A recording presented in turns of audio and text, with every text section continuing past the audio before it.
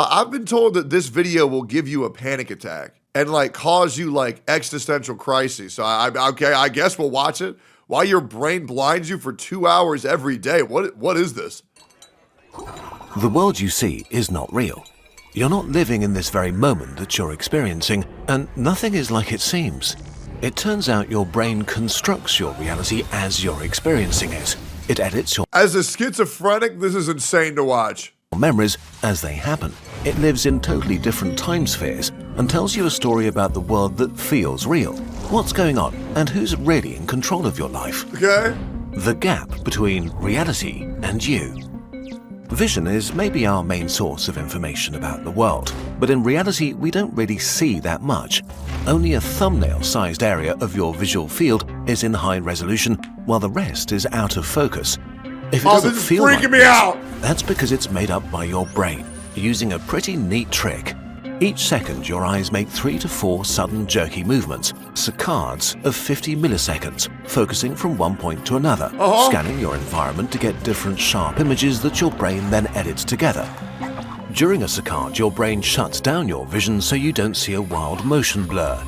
This means that each day for around 2 hours, you're completely blind. What? If you could actually see what your eyes see, it would look something like this. Brrr, brrr. Instead, your brain fills this time with its best guesses of what happened during the blackness. Dude, the worst thing is, as a really paranoid guy, like when my eyes have like processed what it is, I just see people and animals all the time in places where they aren't at. It's so fucking awful every time, bro. Like I'll just be in a room, large thing, it's a person. Another large thing, it's a person. Maybe it's like a lamp. It's so bad, bro. My brain is so fucked. But it does way more. It turns out that you're not really experiencing time correctly. What's really happening when you're stirring milk into a cup of coffee? As the spoon hits the ceramic, light reflects off it and hits your eyes after 1.3 nanoseconds. Dude, you know when you're really just like you're like not locked in at all? Like I'd be having conversations with people where I'm on my phone and respond to them at the same time, and I'll think that I responded fluidly, but then what I actually was, and it happens all the time. It's so bad. And they're like, and I'll be like listening, and then they'll say, what did I say? And I'll be like, oh, fuck, I got no idea. I swear to God I was paying attention. Oh, it's so bad. The ceramic vibrates and creates a shockwave of air molecules that travels to your ear in 1.2 milliseconds. Heat is picked up by fibers in your fingers that send a signal to your brain in 50 milliseconds. 3 very different inputs, all processed in your brain at different times. You don't experience them separately, but as one smooth, simultaneous and connected moment. Your brain takes a moment to process and then invents a reality, a present moment that's not real. What you feel is now is in fact a selectively edited version of the past. You really only consciously experience the world 0.3 to 0.5 seconds after things happened. Except this is also not really true, because your brain is editing time and space way more than that, and it makes decisions completely out of your conscious control. You're living in the past. No. Future. No. A made-up future. What? Your present, what you experience right now, is kind of the future. Imagine for a second that you're a table tennis pro. In pro table tennis, balls whoosh around at 25 meters per second, which is pretty fast, so let's slow down time. Light passes from the ball to your eye in nanoseconds, is converted into electrical impulses that reach your brain to be processed after 100 milliseconds. Meanwhile, the ball travels 2.5 meters through the air, the length of the table. If your brain showed you the past, where the ball was 100 milliseconds ago, it would hit you before you could react. So instead, your brain takes its location, speed and direction and calculates where the ball should be in the future by the time the information reaches you, and then it creates a fictional version of it.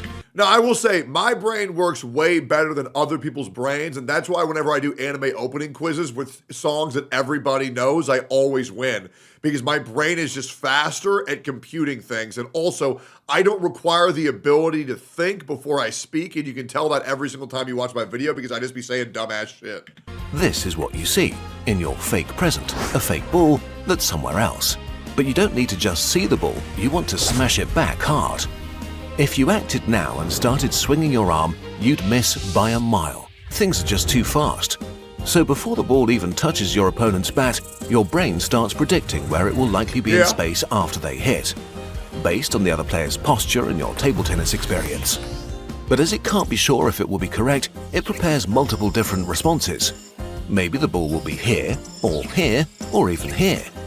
To be ready for all of these scenarios, your brain sends pre-programmed orders to the muscles you need to jump left, right, or up, telling them to be ready for any of them at a moment's notice. For a short moment, multiple ghost versions of you exist. Okay, so this is crazy.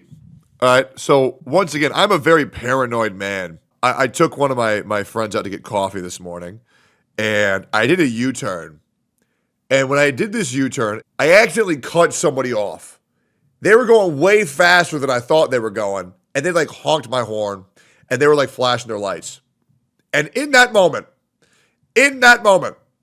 I thought, okay, this guy's gonna kill me. What do I do? So I veered off course, and I decided I'll just get out of his way, and I'll drive into a random neighborhood. I turn left. He slams on his brakes. He gets right behind me. He tailgates me. He turns left. He's following me. And I said, okay, all right. So this guy, he wants to do it up. Let me just make sure I'm fine. There's a forward and a right. Going forward takes me closer to my house. Going right takes it further away. Say, I'm not going to lead him back to my house. I turn right. He turns right. Right behind me. At this point, I'm looking at my rearview mirror, looking at what he's doing, and I put my hand on my gun. I say, okay, let's see how far this guy's willing to go. I turn left. He turns left. I turn right. He turns right. I turn left. He turns left. I turn left. He turns right. And I said, either this guy gave up or that was the craziest set of coincidences that ever happened. Because bro was on my ass. And I was like, okay, did I just avoid us from having an altercation? Or was that super unlucky? All equally real inside your brain.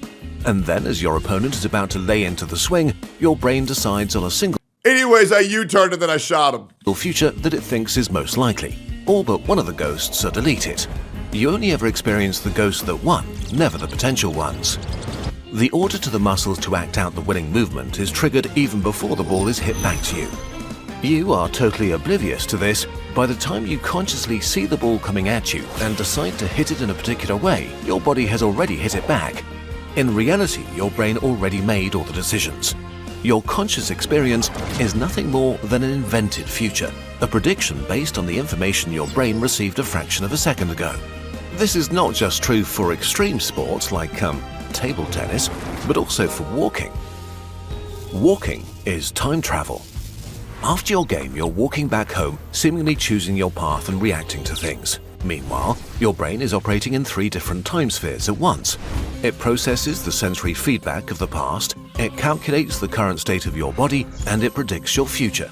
Because walking... I've been told that walking as a human being is like a series of like, you're not really walking or running. It's more like you're falling and you're catching yourself. Because that's how like unoptimized the human body is at movement. Which I thought was so interesting. Walking is intense. Before the signal from your foot touching the ground has even reached the brain, it's already sent the order to your foot to make the next step, and it's already calculated the muscle patterns for the next 2. But what if something truly catastrophic happens? There's a banana peel, and you step on it and slip. How did it get here? Listen, don't worry about it. It turns out your brain is ready for this. So far, we spoke of your brain making decisions. Holy, for you. he's so powerful. This isn't really true.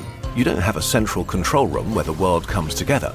In reality, different parts of your body are aware of different things at different times.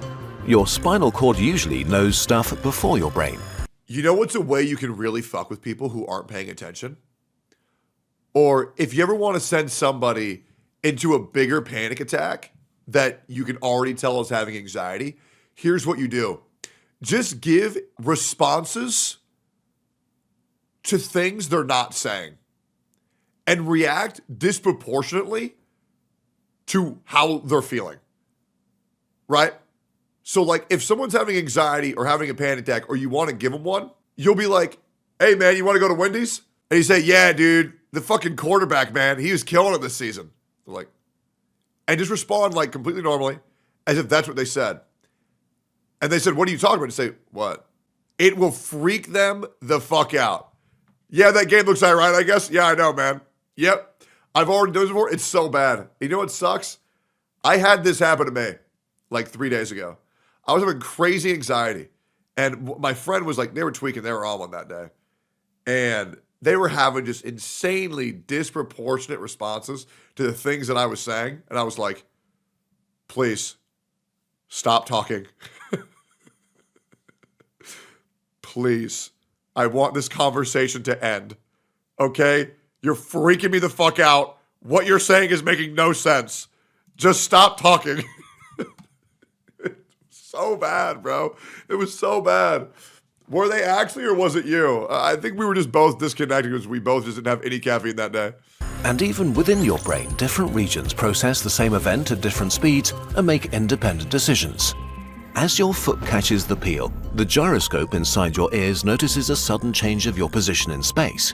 It submits this information to your brainstem and spinal cord, the things must happen quickly section of your body. They immediately trigger emergency recovery patterns and send orders to different muscle groups. Within 200 milliseconds, pre-programmed sequences activate to catch your fall. Your arms shoot out, your other leg stiffens to support your weight, your core muscles contract to stabilize you. 100 milliseconds later, when you become aware that you're tripping, your body is already recovering. You are only just now catching up. Okay, so we've learned that your brain is constantly predicting reality around you, makes decisions about the best way to act, and then shows you an edited version, which totally makes sense. Would you really want to be in charge of all that? Yeah. But your brain is not just predicting the external world. Right now, it's predicting a way more complex thing, you. Are you just a prediction of your brain? Why do you feel about the world the way you do? Your sense of hunger, your energy level, and especially your emotions are not just objective reactions to what state you're in, but predictions. Your brain's prediction of what you'll need soon or need to be ready for. You're probably used to getting food or going to bed roughly around the same time, and as the time approaches, your brain releases hormones to prepare you. A self-fulfilling. Dude, I used to never be able to sleep ever. But now when I lay down in bed, I'm out within 5 minutes. Like, I'm out in 5 minutes.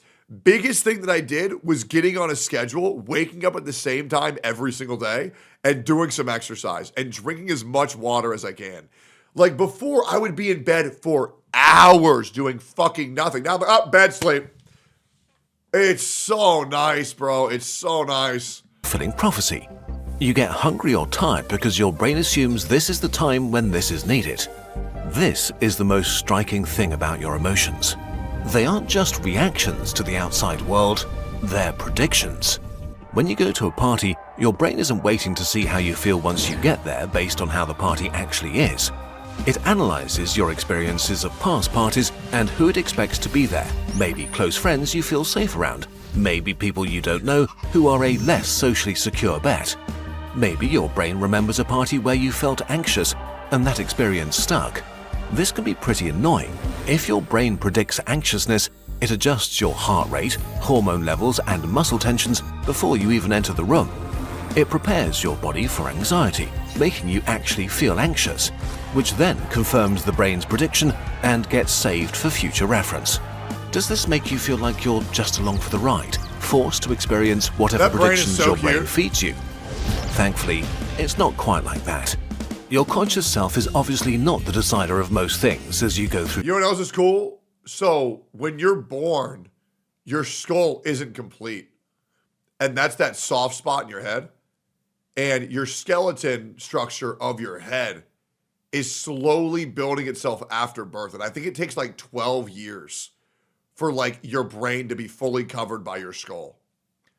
Which is freaky, dude. Like, it's freaky. Like, if you go up to like a kid and you like, buddy, yeah, just don't do that. Never mind. Yeah, just don't do that. Don't do that. Leave them alone. Guys, leave the kids alone. Leave them alone. Okay? Through your day. but that is not what it's good at anyway. Your brain and It's the all of these self-destruct different organ button. systems decide a lot of things, but they're more like butlers taking care of all the busy work.